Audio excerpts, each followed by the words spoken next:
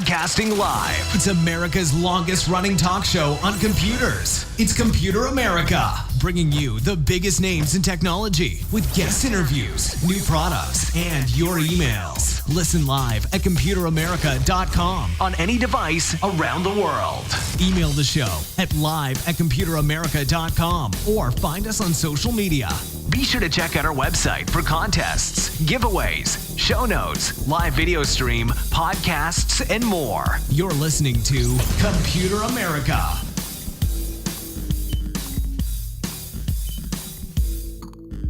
Hello and welcome into the Computer America Show. We are the nation's longest running, nationally syndicated radio talk show on computers and technology. Thank you for joining us. I'm your host, Ben Crossman, and I hope all of you had a great weekend because, hey, we're getting back to it. Of course, have a great show planned for you today. And yeah, it's been quite a weekend. So first off, happy belated Father's Day to any fathers out there. Hopefully everyone did something very special, something very nice for you. And yeah, hey, hopefully again you had a great weekend. But since we've been gone, a couple of things have happened with, in regards to computer and technology news. So no planned guests for today. We will be doing the entire program, computer and technology news related. And you know what? It's going to be a lot of fun though, because we have a couple big stories to really dig into, including the idea that our current president just announced that he was going to start forming what is currently being called the Space Force, but essentially it's the idea that we may be getting a sixth branch of the military, and it's going to be focused exclusively on the area of space. So I don't know if this is what leads to Voltron, but if it is, hey, we're in luck. So, all right, so that one and a couple others, but we're going to get to all those in just a moment. We have, let's see, a couple things before we get started, including computeramerica.com. Any articles that we do today, any videos, any just anything that we show, you can find in the show notes. And if you want to dig into it later, if you want to check up on it, hey, our pleasure, and we are happy to do those right there. Also, be sure while you're at the website to check out the social media contest brought to you by Logitech, where we give away a prize every single Friday to a lucky listener. Really happy to do that.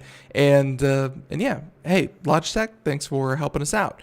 And let's see. And the third thing is, of course, the live video stream brought to you by OWC, where, yeah, you can watch Computer America and not just listen. We are still primarily a radio talk show, but if you feel like, hey, talking or looking at me would add a little bit to the experience, you can do that now, and you can do it live over at twitch.tv/Computer America. And hey, we have a chat room there where you can reach myself, you can reach other viewers, and just makes the whole show a bit more interactive. But yeah, hey, all up to you. And again, hey, let's go ahead and get started with computer and technology news. And just like the video portion, computer and technology news is brought to you by, well, OWC. So here we go. Why don't we get started?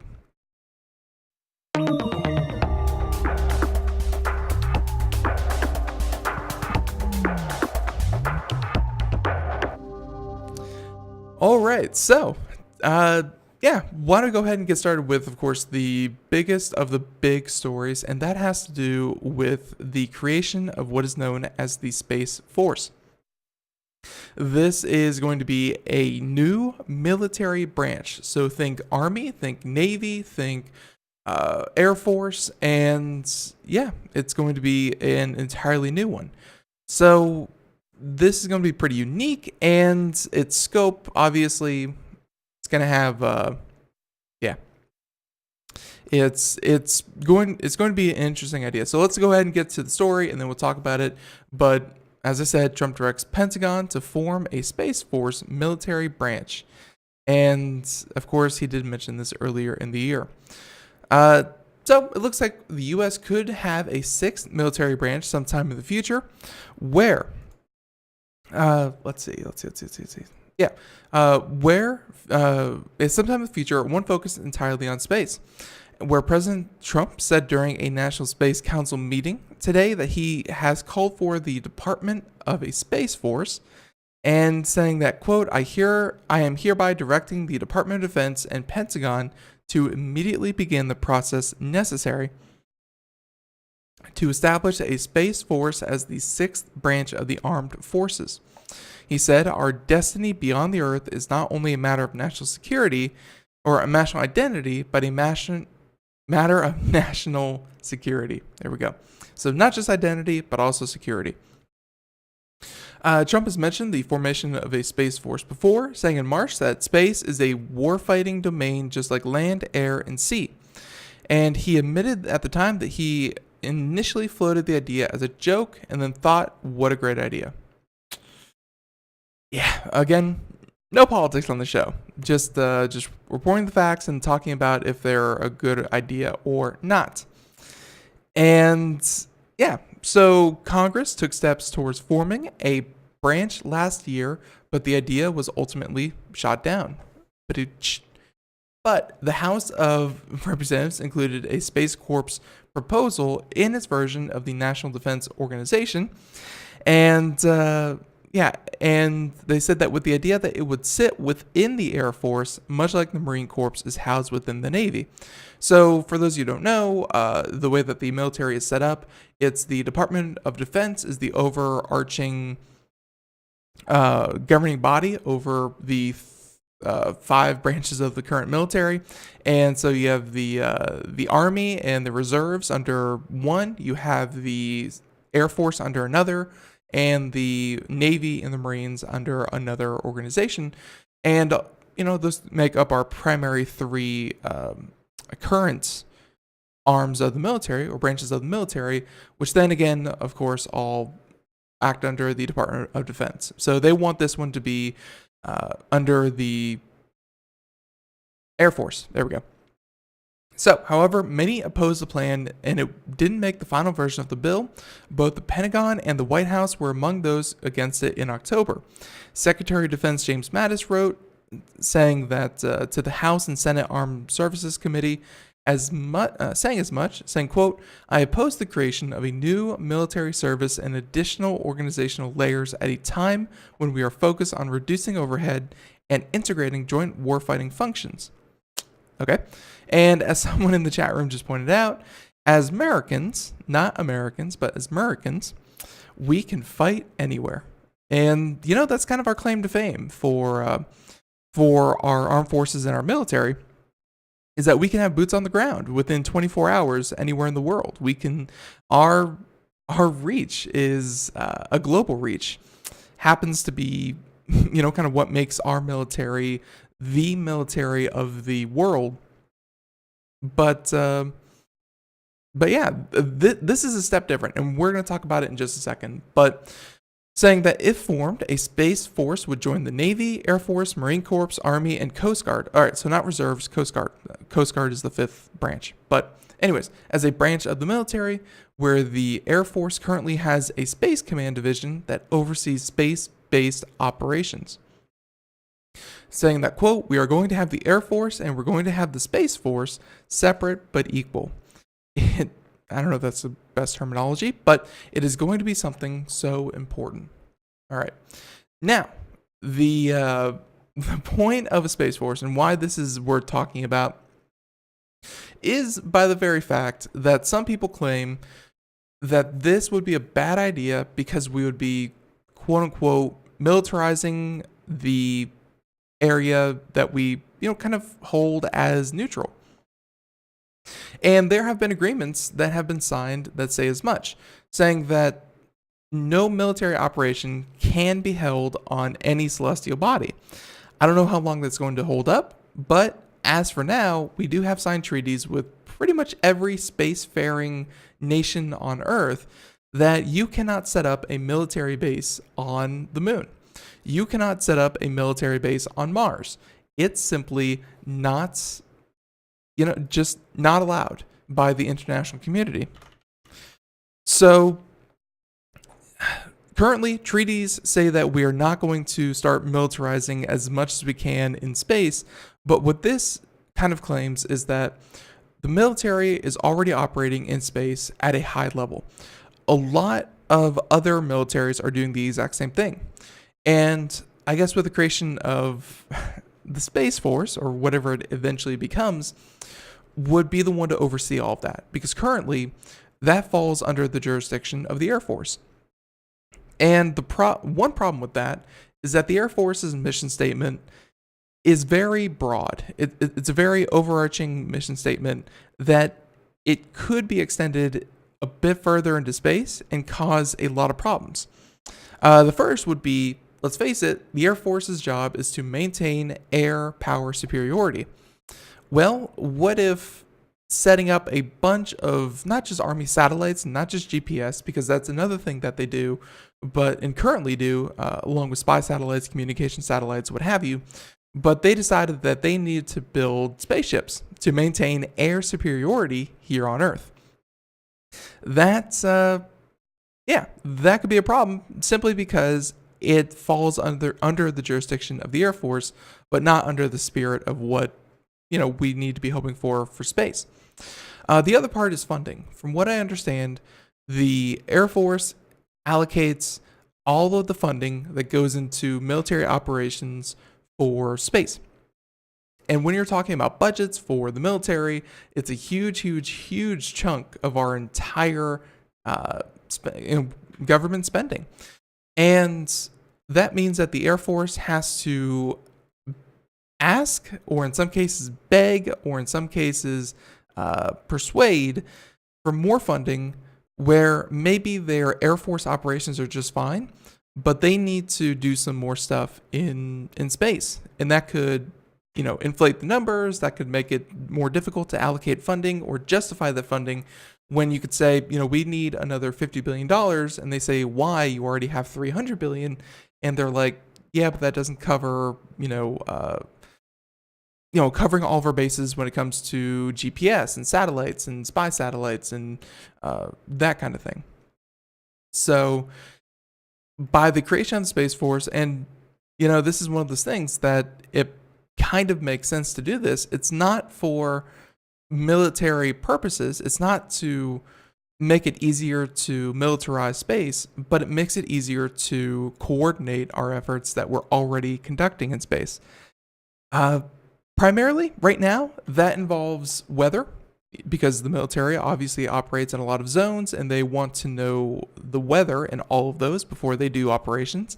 That includes GPS, because, hey, coordinating not just what the military does, but, hey, what all of us here really rely on. And GPS is a huge, huge, huge benefit that the military's involvement in space has brought us.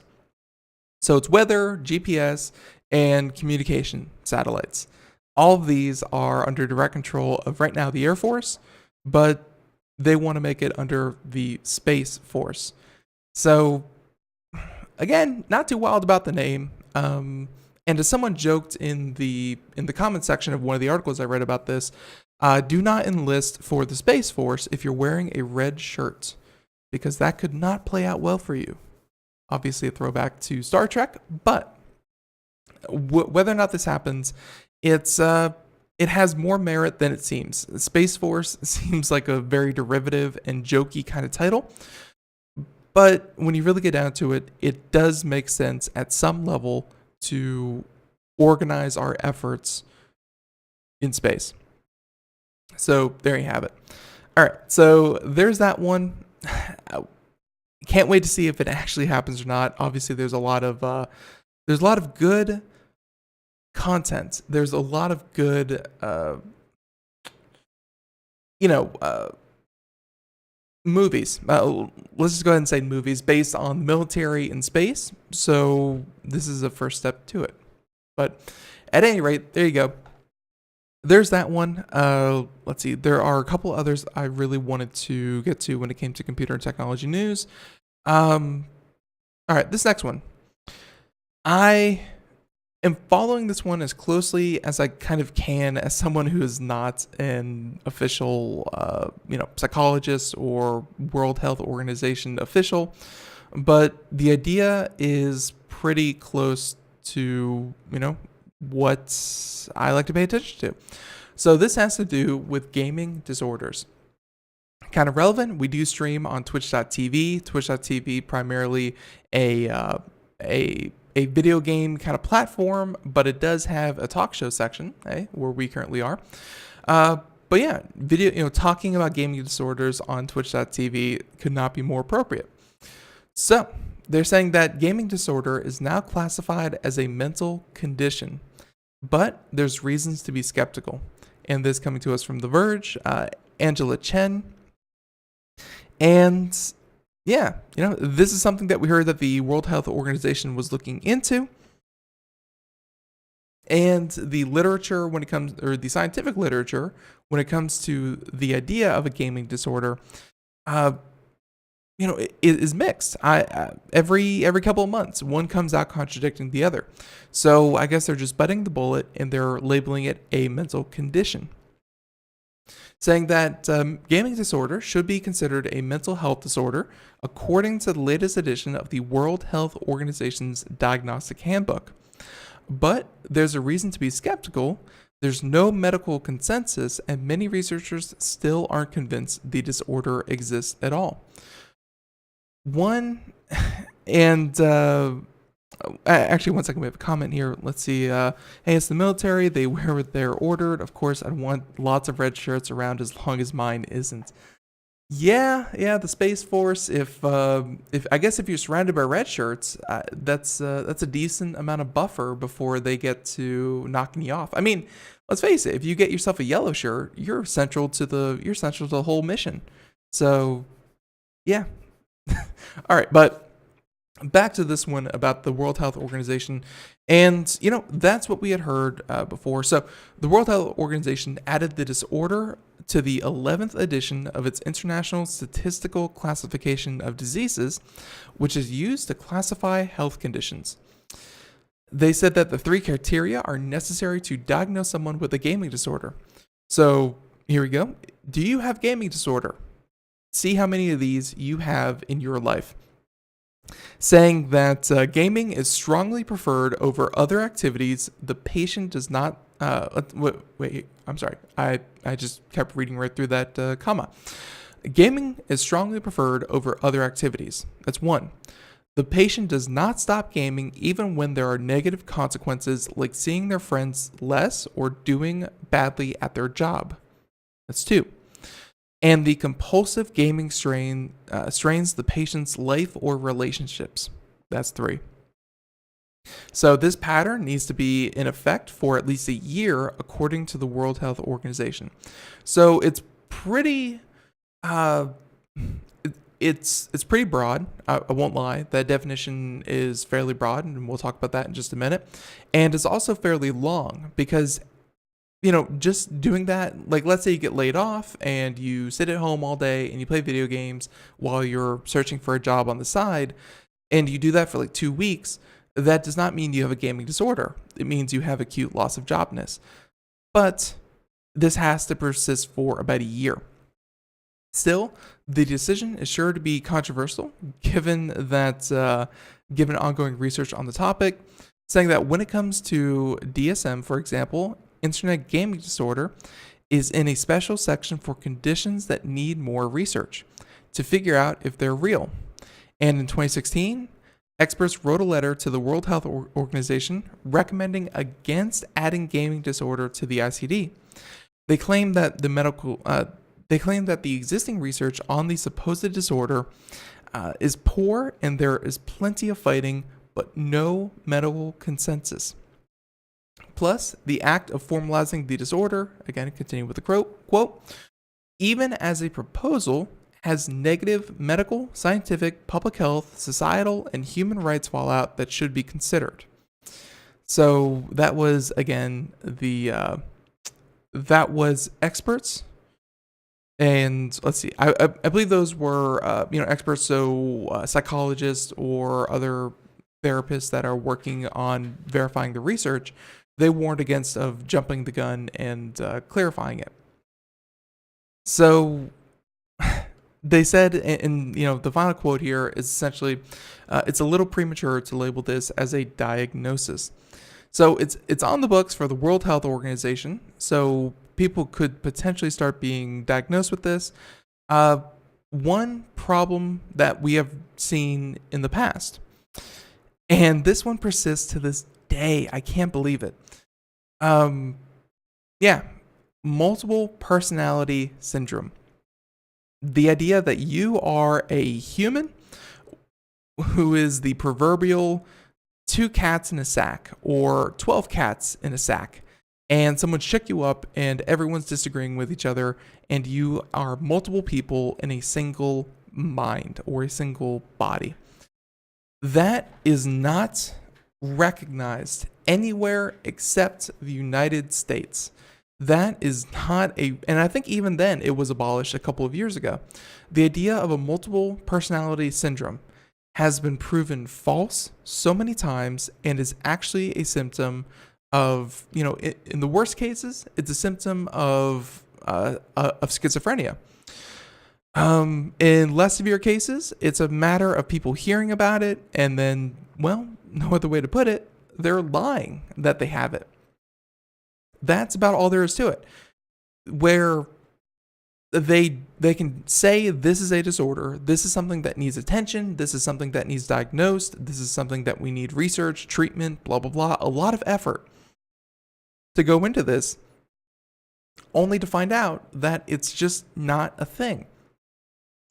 The research leads you to find the true answer to a problem, and you have wasted a lot of time, energy, and effort to, kind of prove something is false instead of proving something is true. So where that can come into play with gaming disorder, and this is where we've actually talked to, to people who have written books on the subject here on the program. It's not necessarily that there is a gaming disorder, but in fact, a lot of the symptoms that they had, and again, in case you forgot them already, the 3 criteria are gaming is strongly preferred to other activities, over other activities. The patient does not stop gaming even when there are negative consequences, like seeing their friends less or doing badly at their job, and the compulsive gaming strains the patient's life or relationships. So those 3 have to be met, and then you have that. The problem is that a lot... and they said that a lot of this has to be, a lot of this is associated with depression, and that is the last we kind of heard from it on the program when we did a story like this a little while ago, was the fact that you might have depression, which might lead you to do these kinds of things, where if you're depressed, you may prefer video gaming, which is a constant source of positive reinforcement, over doing things that you may seem anxious or just otherwise disinterested in. And what this could mean is that if you start to treat gaming disorder like a disease and you start to throw funding at it and you start to diagnose people with it, maybe you aren't treating people for the actual problem, which may be depression, anxiety, a couple of other more widely accepted and, more studied areas. So, yeah. And, so again, whether or not gaming disorder is an actual thing, the World Health Organization kind of claims it is, but I as I said, the researchers are still on the fence. So there you have it. So yeah, we're gonna go ahead and move on from that one. I've seen gaming have negative effects on people's lives, but I don't think that gaming is at the root cause of it. Again, it's probably closer to depression than it is actual gaming disorders. But all right, there you go. There's that one. Let's go ahead and talk about... All right, let's dish out some justice here on Computer America. And, all right, so these 2 stories, we'll do them one right after the other because they're pretty similar. And, so this has to do with a company called Theranos.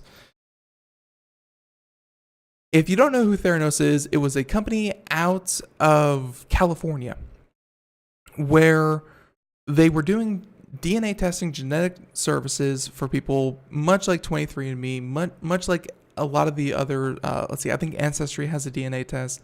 DNA testing has become widely popular, but Theranos was one of the first ones to do it for not just individuals. Like, I think you could, buy a Theranos testing kit, but they were also doing it for hospitals, for patients, for people with diseases, or babies who were, commissioned by the hospital to, sequence their DNA and figure out if they were predisposed to certain kinds of diseases. What I'm trying to get at is that Theranos had a job, and it directly impacted people's health and well-being. Well, turns out the CEO was very adept at going on the talk shows and essentially diverting blame, or claiming that her company was the best company in the world. Essentially, she was Elizabeth Holmes was the face for this company, and it was a huge lie. It was a massive stack of lies, and it came crumbling down a little while ago. So here we go. This is from Ars Technica. Finally got charged.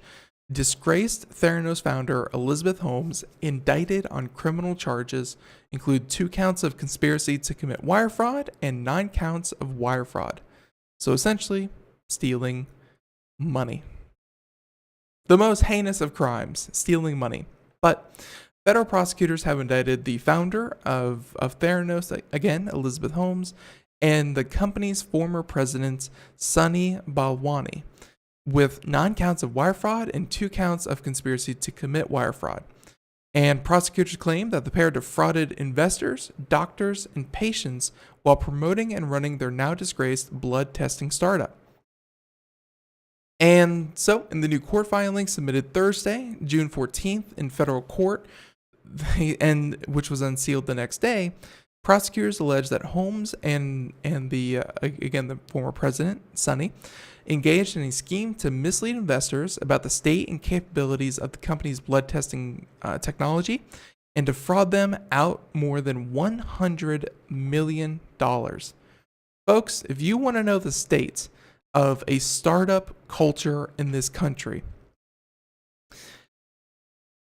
sure, there are banks that will give you a business loan for a restaurant, but if you want to be in tech, there is so much money being thrown at any possible company that is going to become the next great startup. Every investment firm, every angel investor, every hedge fund is looking to be the first to pump in $100 million or $10 million or $50 million into the next Uber type business. It's kind of like playing the lottery, and people are really starting to see that because, again, a lot of money is flowing into a lot of people's hands. The problem is verifying it. They're investors. They're not, they're not scientists. So the prosecutors also allege that the pair defrauded doctors and patients by knowingly misleading them with false advertising and marketing that stated that their company could provide accurate and reliable health tests on just drops of blood from a finger prick with their proprietary technology. And that was another thing. They could test for like this laundry list of diseases with a single drop of blood from your finger, much like a diabetic would use just to monitor their blood glucose level. They could test for infinite diseases. It was, it was well promised, but poorly delivered. So later investigation, sparked by the report by the Wall Street Journal, revealed that Theranos blood testing tech was flawed and faulty, and the findings led to a dizzying downward spiral of lawsuits, regulatory sanctions, and tens of thousands of blood tests results being corrected or voided. Yeah, it was a problem because, hey, if they said that, hey, you don't have AIDS, and you sent them a drop of blood, you were diagnosed, and they said you don't have AIDS, and you spent a year thinking that you don't have AIDS or HIV, that's real world consequences. So, hey, we're gonna finish up the story. What happened to them and And then we're going to move on to Audi and what happened with his CEO. So everyone, stay tuned. We'll be right back. Greece is cheap. But the airfare costs a fortune. Paris? Not much closer, and again, airfare... What about Puerto Vallarta? Let's face it, flying anywhere is just too expensive. Wait, what's this? Low-cost airlines. With one call to low-cost airlines, you'll drastically slash your travel costs. We're talking insanely low airline prices to any of your favorite destinations. Where would you like to go? London, Rome, Costa Rica, Australia? Wow, that's cheap. So why wait? Call now to learn how crazy cheap it is to fly anywhere in the U.S. or international. Our prices are so low, we can't publish them. The only way to get them is to call to instantly hear the most amazing best deals on airline travel. It's that easy. So call now and start packing. 800-215-4461. 800-215-4461. 800-215-4461. That's 800-215-4461. We are all Brother Wolf. 10 years ago, a group of locals banded together to create positive change. We took animals into our homes, held adoption events at local retailers, and talked to the community about our mission to help build a no-kill Asheville. A decade later, we have achieved so many victories for animals in need. There's been so much progress, yet there's still so much to do. As part of our year-long celebration, we encourage you to become a member of our special Compassionate Circle program. With a monthly donation of $10 or more, you will have behind-the-scenes access to the work we are doing at Brother Wolf. Our goal is to reach 1,000 members because we receive no government funding. Working together, we can help build and sustain no-kill communities. Learn more at compassionatecircle.bwar.org. We are a 501c3 tax-deductible organization.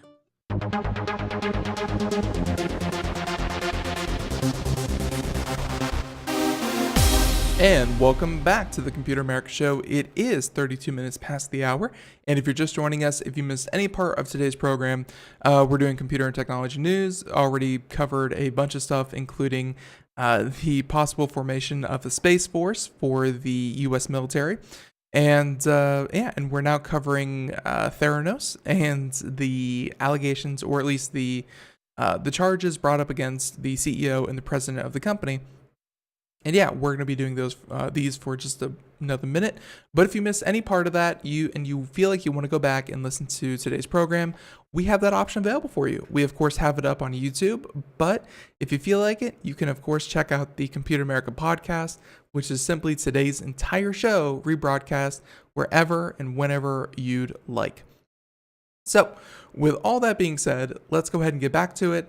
Theranos, if you're just joining us again, it's it was a blood testing service that promised to diagnose you for a bunch of different diseases. It was a DNA testing service. It was many things that it was promised, but turns out it was mostly smoke and mirrors and could not deliver on anything it actually did. And the problem is that it had a lot of advertising. It had a lot of customers. It had a lot of services that it provided. So this wasn't just like an isolated incident. There were tons of blood testing kits that were that had to be voided or retested. So they said that the conduct alleged in these charges erodes public trust in the safety and effectiveness of medical products, including diagnostics. The FDA would like to extend our thanks to our federal law enforcement partners for sending a strong message to Theranos executives and others that these types of actions will not be tolerated. And that was the acting director of the FDA. So, yeah, it's a bad thing. So here we go. In March, the Securities and Exchange Commission filed civil charges against Holmes, Bawani, and Theranos, alleging that they had committed massive fraud. And massive fraud isn't just a big adjective. Massive fraud is an actual charge. And they said that they accused them of obtaining about $700 million in investments by orchestrating an elaborate years-long fraud in which they exaggerated or made false claims about the technology, business, and financial performance of their company. Ooh boy. Not where you do not want to be. Like, you think of a $1 billion company and you think, wow, I'd love to be at the head of that $1 billion company. You do not want to be at the head of this $1 billion company. So they settled with the SEC, while Bawani will face the SEC in court. As part of the settlement arrangement, Holmes will pay a $500,000 fine and be barred from serving as director or officer of a public company for 10 years.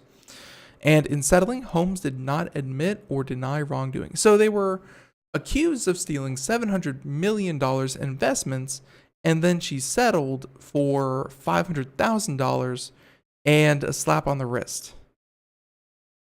Man, it's good to be rich. Anyways, just before the criminal charges were filed, Theranos announced that Holmes would be stepping down as the company's CEO, and she will remain as the founder and a board member, and David Taylor, the company's general counsel, will take her place according to various media reports. So, yep, we're going to leave that one there, but yeah, it's the slap on the wrist from the SEC was $500,000, but that's not the end of her legal troubles, and really those were civil matters. That's what they settled for out of court. As to the criminal charges, we'll see how those go, because that's a bit harder to tackle than civil cases. So let's go ahead and get to the other one. So that was the CEO of Theranos. Let's talk about the CEO of Audi.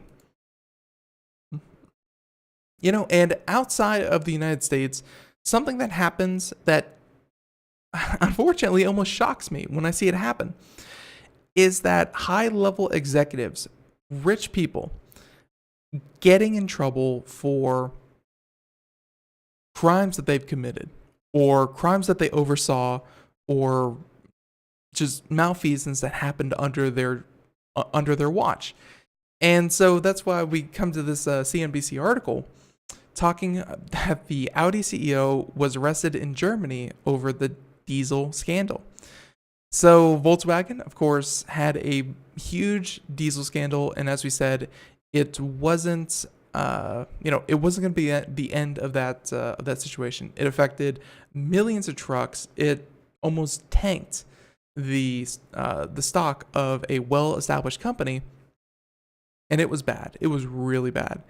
And I guess just ever so forcefully asserted here with this article, saying that the head of Volkswagen luxury arm Audi was arrested on Monday, with saying that the most senior company official so far to be taken into custody over German carmakers' emission test cheating scandal. So Munich prosecutors said Rupert Stadler was being detained due to fears he might hinder an ongoing investigation into the scandal, plunging Volkswagen into a leadership crisis. Yep. So, news of the arrest comes as Volkswagen's new group CEO is trying to introduce new leadership structure, which includes Stadler, and speeds up the group's shift towards electric vehicles in the wake of the emissions scandal. So, Volkswagen's, if you don't know about this, like the entire company over, they know that they got caught, and they feel like the best way to tackle it is to make sure that it'll never happen again. They are going full steam ahead on electric vehicles. And, electric vehicles bring a lot of goodwill that I think Volkswagen desperately needs at this point. So, a judge in Germany has ordered that Stadler be remanded in custody to prevent him from obstructing or hindering the diesel investigation. So, let's see. If you don't remember, back in 2015, Volkswagen admitted to illegal software to cheat U.S. emission standards on diesel engines, sparking the biggest crisis in the company's history and leading to a regulatory crackdown across the auto industry. And I remember covering that here on the program. It was one of those things that you say, man, the CEO comes out and says, we're sorry we did this. We just found out about it. We didn't know. And turns out, more and more, they did know, they allowed it, and now we're all dealing with the consequences of it. So, there you have it. the CEO of Theranos and the CEO of Audi are both in, well, pretty deep trouble. So, yeah, watch out for that one. All right, so those are two CEOs.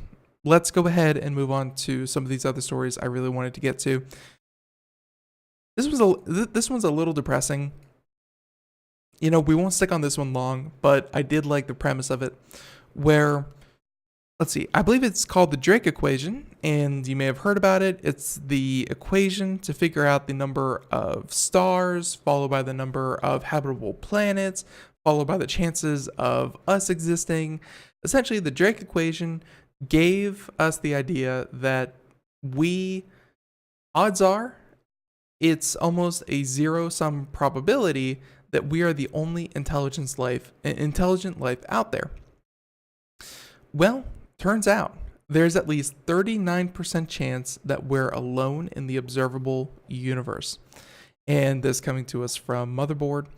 So this is alterations to the Drake equation, saying that a new report from researchers at the Future for Humanity Institute reworked the Drake equation to include scientific uncertainty and found that there's a pretty good chance we're the only intelligent life in the universe.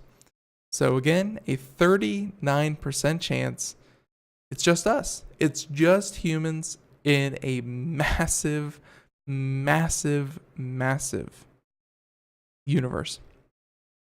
So, let's see. I don't think we're going to get into a lot of this. So here we go. They said that to estimate the likelihood that we're alone in the galaxy and or the observable universe, the researchers used two different methods. One of them surveyed the current state of scientific knowledge about the different variables in the Drake equation, where, for example, the probability of life emerging from a roiling prehistoric soup. And the other method sampled published scientific papers that use the Drake equation to quantify the uncertainty about each variable according to current scientific knowledge. So the results of these methods were comparable, and both suggest that there is a substantial probability that we're alone. And according to the researchers, there is between 38 and 85% chance that we're alone in the visible universe, and between a 53 and a 99.6% chance that we're alone in our galaxy.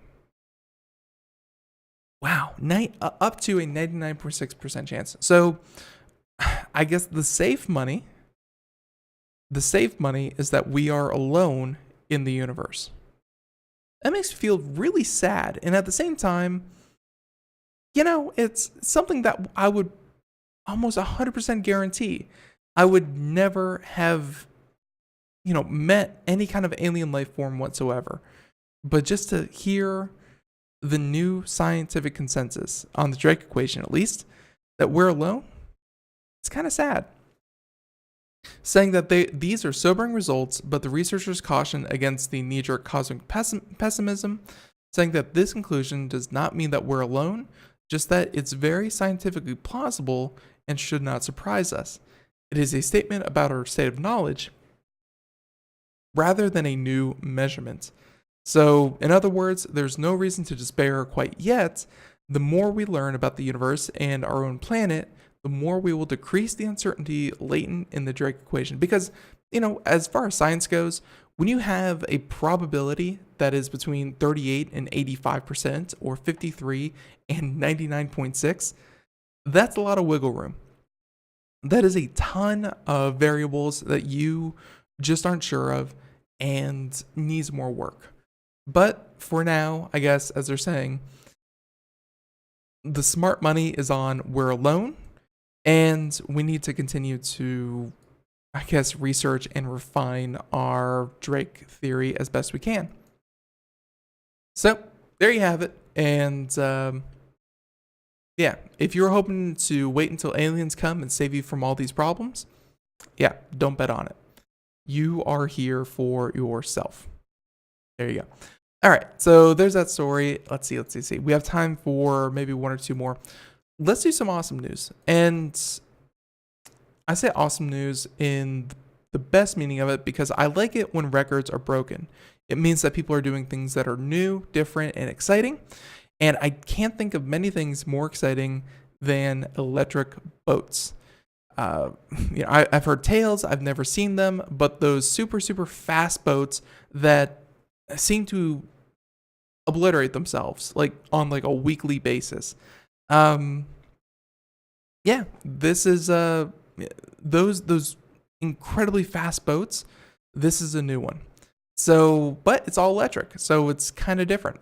Jaguar beats the world's electric boat speed record, saying that the previous record lasted for about a decade. And I kind of hope that that's one of those situations where it's like no one really bothered to break the record as opposed to, it being unbeatable. So anyways, you frequently see car manufacturers trying to break electric speed records on land, but where are the boats? And don't worry, Jaguar, Vector, and Williams feel the need for nautical speed, and the trio have broken both the world record and the UK speed record at the Jaguar Vector Racing V20E, reaching an average speed, check this out, of 88.61 miles an hour on England's Coniston Water. And while that may not sound fast, that's nearly 12 miles per hour faster than the previous best. And that was set back in 2008. This year is 2018. So the companies are shy about the exact technology in the vessel, but it's drawing on the same technology Jaguar and Williams use in Formula E. And that's the cool part about this, is that you are essentially putting a Formula E engine onto a boat and seeing how fast that you could do this. It's pretty exciting stuff. And let's see, there's a video here if you're watching the video portion. Let's see if we can do this without sound. And we can. All right, so let that play for a bit. But the boat, it's one of those things that is like just engineered to the nth degree to be perfectly aerodynamic and make sure that it has all the downward force it needs to stay on the water, but at the same time pick up as much speed as it wants to do.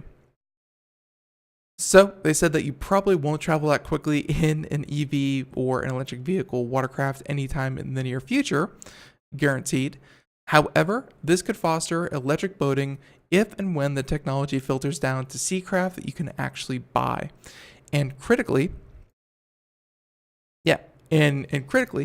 they said that this is just the start of collaboration. The companies are hoping for more powerful boats in the future, so this seemingly modest record might not last for much longer. And, we've seen a number of electric watercrafts, kind of come out. There was a really cool jet ski that we talked on the show about, and I actually went back and, kind of kept tabs on them. They were purchased by Tesla. Yeah, that's I guess no kind of secret because it's not under any kind of NDA. But they made an all-electric watercraft jet ski, which was then about a year after they started. The patents, the company, everything was purchased by Tesla, and Tesla, of course, makes a ton of batteries and other kind of electric-powered sporting or vehicle equipment.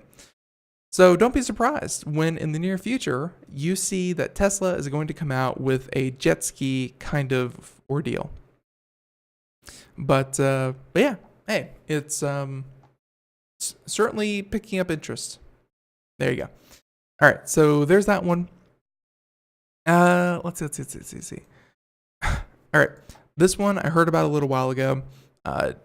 Didn't really feel the need to mention it on the air because Kickstarters and things like that, sometimes they exist and sometimes they fall flat on their face. Something that happens, it's just not that interesting. But I guess when people start to write headlines like the world's worst smart padlock, then you need to kind of need to set up and take attention. So for those of you who don't know, this padlock, it looks pretty cool. It has a fingerprint scanner. It's all enclosed, great design, great look, but a YouTuber did a breakdown of locks, because I guess there's a very big subset of people who enjoy taking apart, looking at locks and making sure that, or just seeing how they work. People are fascinated by locks. So they were fascinated by this one, and lo and behold, it did not come into, or at least it did not meet standards. So this was a $99 digital padlock that could be opened in just 2 seconds without an angle grinder or a bolt cutter. So a Canadian Internet of Things startup, TapLock, learned the hard way that you should never knit your own cryptography unless you're a proper cryptographer, of course. So this thing just keeps going from bad to worse. Let's see, just to give you some overview without reading the article verbatim, the back of the padlock had no discernible way to get into it, but if you had a suction cup, you could stick the suction cup to the back of the padlock, give it a twist, it opened like a jam jar, and the back of it popped off. It then had like 4 Phillips head screws that you could unscrew, and then you could take out the cylinder, and you were into the lock within, I don't know, maybe about 20, 30 seconds, depends on how fast you are with a screwdriver. And again, that's all for a $100 lock. You could just pop the back off with a suction cup. It was really not any more difficult than that. Things got worse though, because, well, the encryption that the lock uses was tied to, or at least calculated directly from the lock's Bluetooth network address. And that's a problem because MAC addresses aren't meant to be secret. In fact, they are broadcast publicly in order for the network to function, and, they're not secrets. So, to quote the article, it's using your padlock's public MAC address as your secret padlock access code is like writing the PIN of your bank card on the front in large digits using an indelible marker pen. Essentially, it was a lazy, cheapest, most convenient way to add encryption onto the device, where, other devices, if you really want to add or you really want to introduce a sort of randomness to your device, you either write your own software that has its own variables that are derived from truly random events, such as weather or things like that. Obviously, that's super hard and super complicated, and for a startup lock division, the MAC address worked just fine. And while it did make each individual device have a different access code, it did not make it a very secure access code, because it could be, accessed by anyone who knew the MAC address and knew how to decipher the MAC address into the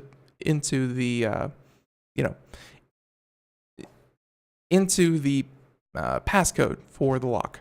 So as a result, Pentest partners managed to create and unlock any TapLock program that could open any lock in just 2 seconds, compared to the 0.8 seconds it required for the official app to open a specific lock. So there's now or at least anyone could create, I'm sure they're not distributing it, but anyone could create and unlock any TapLock out there. It's a problem. So sadly, it gets much worse. Turns out, you don't even need to spend 2 seconds or even use the unofficial unlocking app, saying that TapLock's cloud-based administration tools were as vulnerable as the lock, as Greek security researchers found out very rapidly. And amusingly, Stikes, who is again the security researcher, an independent researcher who has to buy all his own kit for testing, went down the software-only route for simple practical reasons, saying, I did not have any locks, and saying that, quote, I am out of IoT budget for this month, as my wife has kindly informed me. So it turns out he saved himself $99 and ended up with a faster and even more generic TapLock cracking trick than than figuring out the MAC address and deriving it from that. Check it out. found that once you logged into one TapLock account, you were effectively authenticated to access anyone else's TapLock account as long as you knew their account ID. And folks, account IDs are stolen all the time. They are usually derived from email addresses. They are, in some cases, just kind of sitting out in the open. It's really not that difficult to find someone's account ID. So they said that you could easily sniff out account IDs because TapLock was too lazy to use HTTPS for connections back to home base. But you didn't really need to bother because account IDs were apparently just incremental IDs anyways, like house numbers on most streets. So I guess an account ID would be like 1 million, 1,000,001, what have you. Yeah, this thing is so full of shortcuts.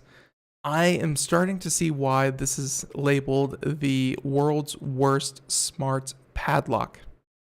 So incredibly, TapLock's backend system would not only let him open other people's locks using the official app, but also tell him where to find the locks that he could now open. That's right, because if you logged into the account, they would give information as to where they physically were. It's crazy. So of course, they said that gave him an unlocking speed advantage over test pen partners by using the official app needed just 0.8 seconds to open a lock instead of the sluggish 2 seconds needed by the lock cracking app. So they said TapLock user, and this is the end of the article, what to do. If you're a TapLock user, get and install any and all patches provided. Apparently the company has now addressed the most obvious web portal holes, but we assume that the app update will be needed as well. And let's see, if you're a web programmer, don't make an account ID that's easy to guess. In an otherwise secure system, account numbers that go 123 ... shouldn't be a problem, but why make it easy? And yeah, we're gonna drop it there. But this thing is just so full of lazy security tricks. It's man, some startups, man. All right, so there's that one. Wow, we are just almost flat out of time. All right, so this one really should have gotten to much sooner, but in iOS 12, so of course the WWDC just happened a couple of weeks ago. Apple announced that they will be releasing the iOS 12 update that will be running on anything that currently runs iOS 11. And one of the new features that that is making a bit of a change is the fact that if you call 911, if you use what the company calls Rapid SOS to share location data with emergency services, and Apple emphasized that the data cannot be used for any non-emergency purposes, and only the responding 911 center will be able to access the location of the caller. So in 2015, the Federal Communications Commission adopted rules that required mobile carriers to allow 911 centers to identify a location within 50 meters of a person 80% of the time by 2021. Apple claims that its iOS location services can already do this today. Essentially, think of the same technology you use in, Find My iPhone or Find My iPhone or any other Bluetooth or Wi-Fi or GPS location services. That will be available to 911 call centers in case of an emergency. Kind of good, but at the same time, people are always cautious about giving data away without them knowing. So there you have it. Flat out of time. Everyone, thank you so much for joining us. It's been a lot of fun. And tomorrow on the program, we will be having on our correspondent, our Gamer Tuesday, a couple of weeks late, but that's so that we could get everything from E3 out in the open. And folks, everyone, Corey Gallagher joins us tomorrow, 4 p.m. to 5 p.m. Eastern.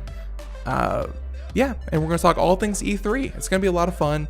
And so with that being said, everyone, catch you here tomorrow as we do our E3 roundup, our E3 catch up, and it's going to be fun. So Yeah, again, if you missed any part of today's show, check us out on the podcast. And in the meantime, be sure to catch us here Monday through Friday, 4 p.m. to 5 p.m. Eastern. Everyone, have a great day. Thank you so much. Bye-bye.